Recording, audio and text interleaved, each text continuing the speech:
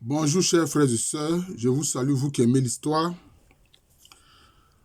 Vous vous souvenez que nous avons commencé une série de vidéos sur l'ouvrage Histoire ancienne d'Israël, écrit par R. Deveau. R, et puis 2, et puis Vaux. V-A-U-X. C'est le nom de l'auteur. Le nom de l'auteur, c'est comme ça que son nom est écrit. Histoire ancienne d'Israël. Alors, nous abordons le chapitre qui est intitulé Géographie humaine et économie. Alors, R. Deveau écrit, dans l'Antiquité et jusqu'au renouveau moderne, le pays, parlant du pays d'Israël bien sûr, le pays s'est sensiblement appauvri par la faute de l'homme. Bon, d'accord, ça c'est ce qu'il dit. La végétation naturelle de la montagne des deux côtés du Jourdain était la forêt. Vous entendez? Forêt. Celle-ci a presque entièrement disparu. Il y avait encore de grandes étendues boisées à l'époque de l'Ancien Testament et la Bible nous apporte le témoignage de leur existence et de leur défrichement. Voilà, en Josué 17, versets 15 à 18. Et puis aussi, dans le deuxième livre de Samuel, chapitre 18, de versets 6 à 10. La déforestation s'est accélérée au Moyen-Âge et sous la domination turque, turc-ottoman. La coupe des arbres n'a modifié que dans une faible mesure la température et le régime des pluies, mais elle a sérieusement diminué l'efficacité de celle-ci. Une fois disparues, les racines et la couche d'humus qu'elle retenait. L'eau s'est écoulée plus rapidement sur les pentes en entraînant la terre, où elle a été absorbée par la masse des calcaires poreux. Des sources se sont taries, des vallées se sont desséchées. Mais le pays de la Bible n'a jamais été bien riche. Il n'a pas été ressource naturelle qui ait pu être exploitée utilement par des procédés antiques, sauf les gisements de cuivre de la Araba. Mais ceux-ci ont été rarement sous le contrôle des Israélites. C'est que peut-être c'était sous le contrôle d'autres peuples, peut-être de ceux qui ont eu à dominer la région, peut-être les Perses, les Turcs, etc.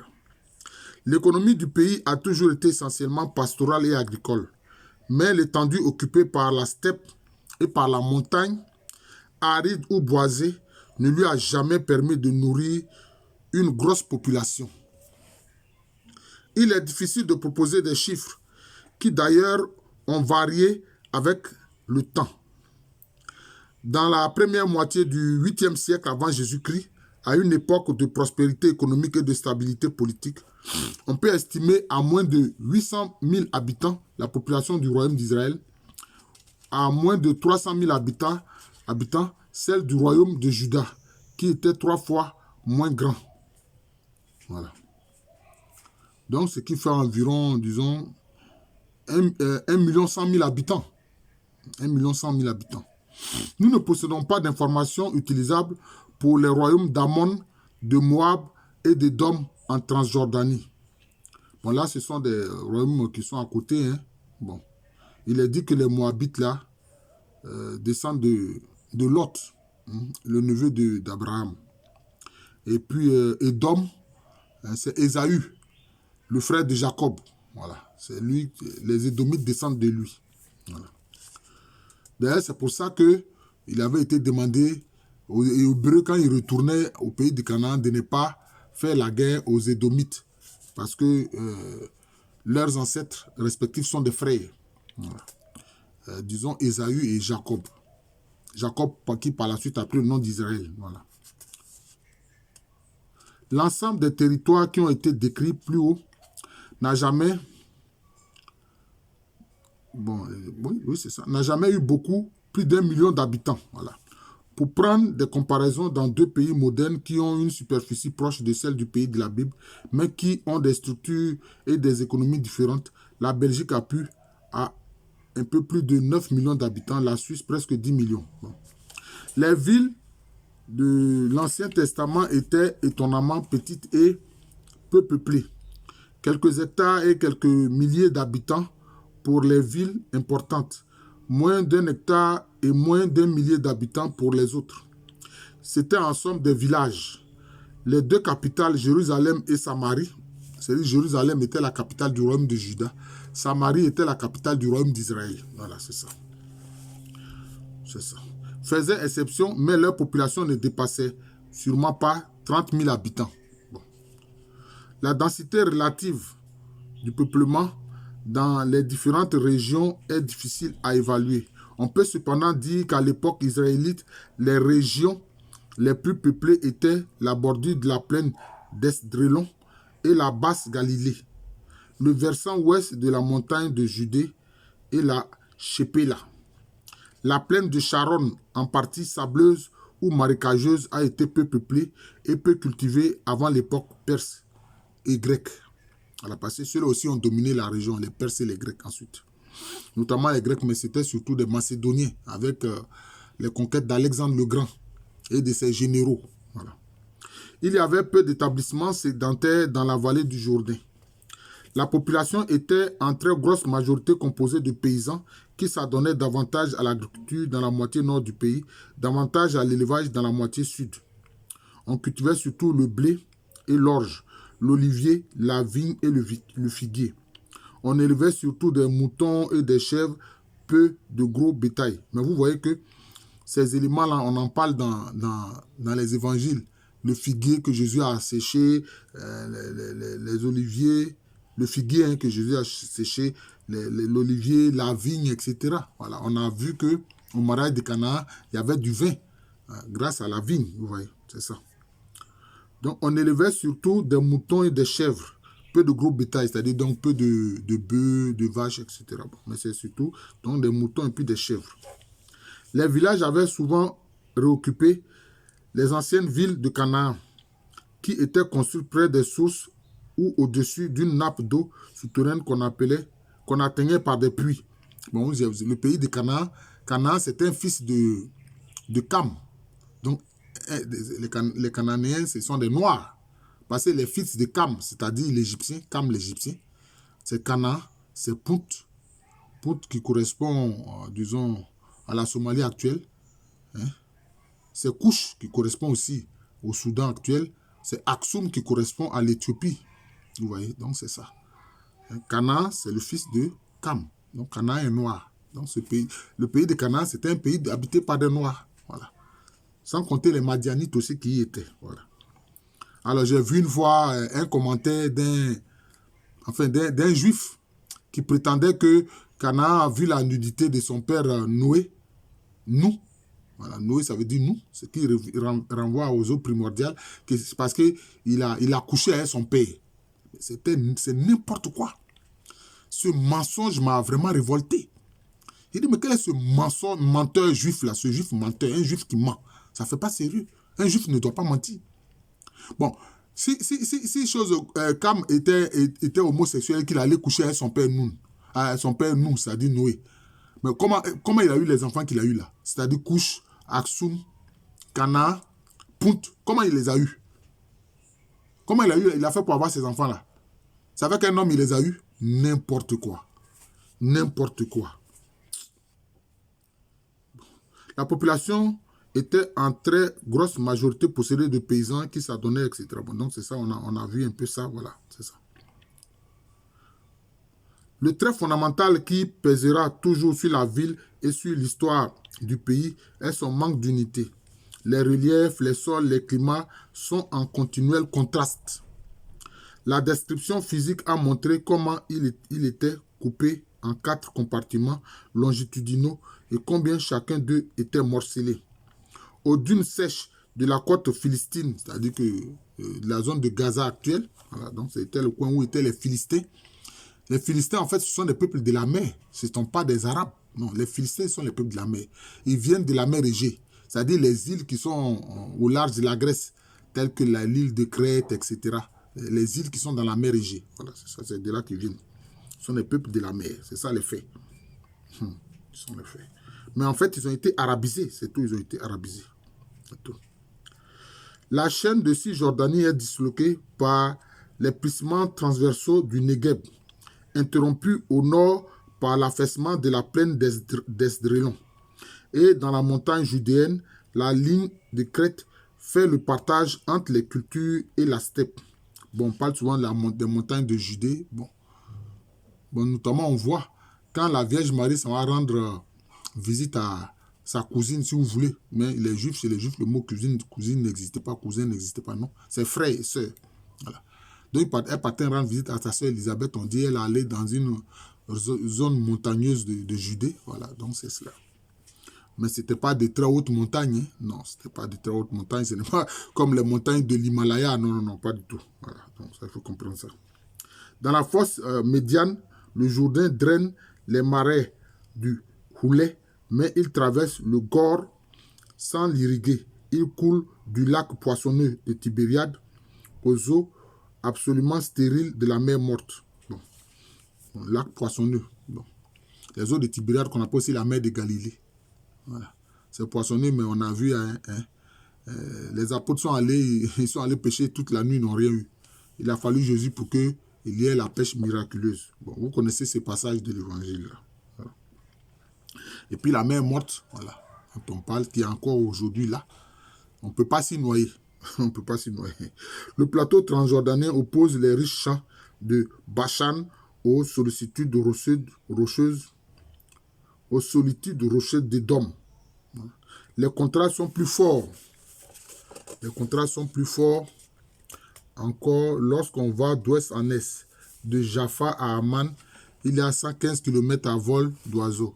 Mais le voyageur passe de la plaine littorale aux collines de la Shepéla, puis à des hauteurs qui atteignent 1000 mètres en Judée. Bon, 1000 mètres, bon, ouais, c'est bon, c'est pas très élevé. Hein. La voie la plus importante était celle qui traversait tout le pays, mettait l'Égypte en relation avec Damas. Elle longeait la côte à partir de Gaza, mais elle s'éloignait de la mer à la hauteur de Jaffa pour éviter les marécages et les fourrés de Sharon, puis la barrière du Carmel. Cela veut dire quoi? Qu'il y avait des voies qui permettaient à cette région du pays d'Israël et puis toutes les régions voisines telles que l'Égypte, la Syrie, etc., de pouvoir commercer, de pouvoir échanger. C'est important. Voilà, c'est important. La route antique entrait dans la plaine d'Esdrélon par la passe de Megiddo. Hein? Megiddo, c'est ce qu'on appelle Armageddon. Voilà, Armageddon. C'est ça qui est Megiddo.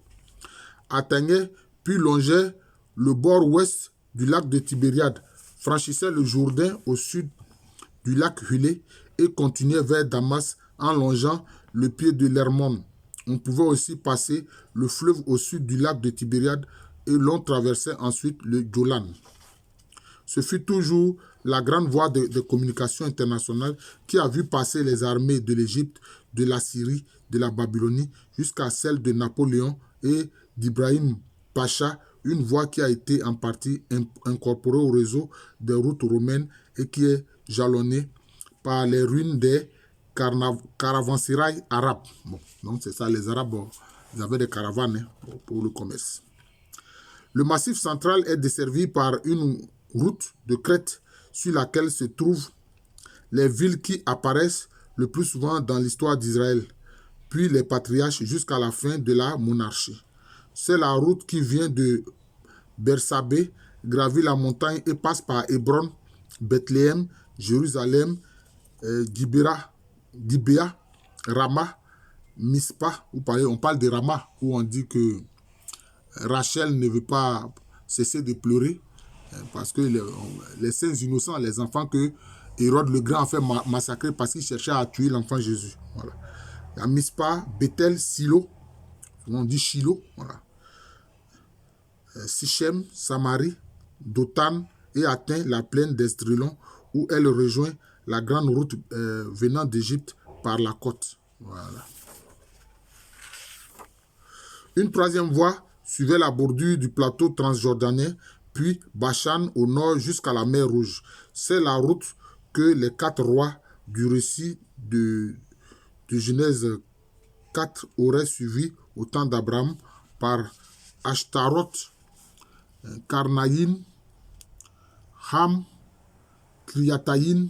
C'est la route royale. Bon, on dit qu'on en parle dans le livre des Nombres, au chapitre 21,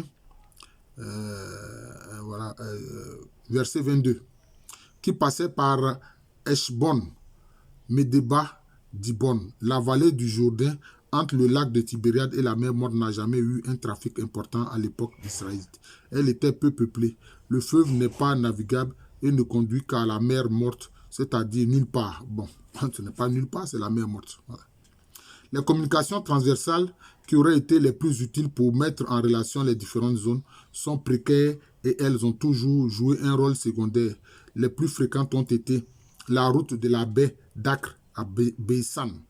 Elle passait par Megiddo où l'on coupait la grande route du nord, Tanak, Israël, puis de Beissan, on pouvait franchir le Jourdain à Gué et aller en Galade. Dans sa section ouest, cette route ouvrait un accès à la mer. Dans sa section est, elle se confondait en partie avec un des tracés de la route de Damas. Elle était une voie commerciale importante dont Israël disputa le contrôle aux Cananéens puis aux Araméens. Bon. La route de... Bon, les Araméens, souvent, c'est... La langue que parlait Jésus, c'était l'araméen. Parce que quand ils ont été envoyés en exil à Babylone, leur langue, le hébreu, s'est mélangé avec des langues locales. C'est ça qui a donné l'araméen. C'était la langue que parlait Jésus. Une très belle langue, paraît-il.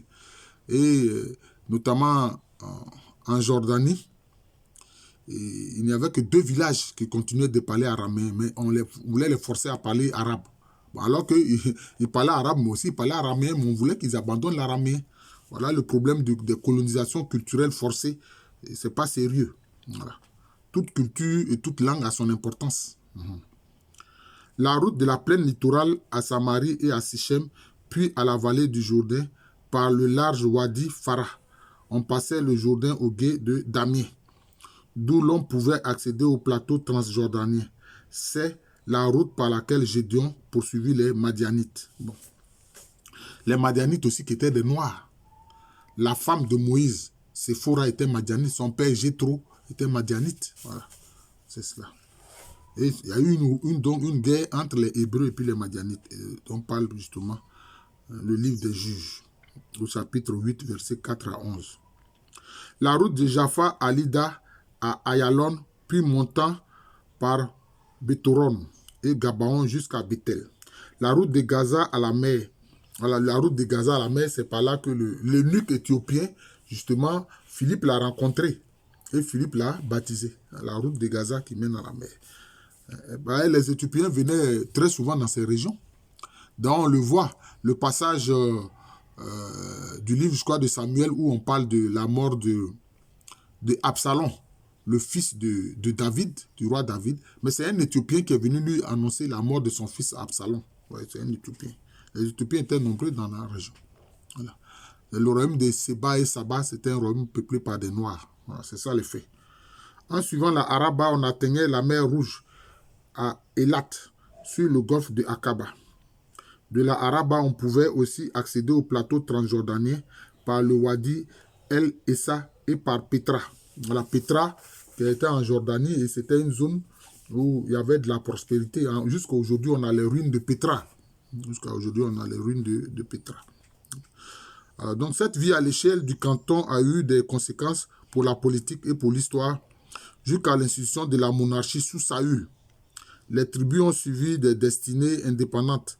L'unification a été réalisée par David, mais elle n'a pas survécu à la mort de son premier successeur Salomon, c'est-à-dire Shlomo.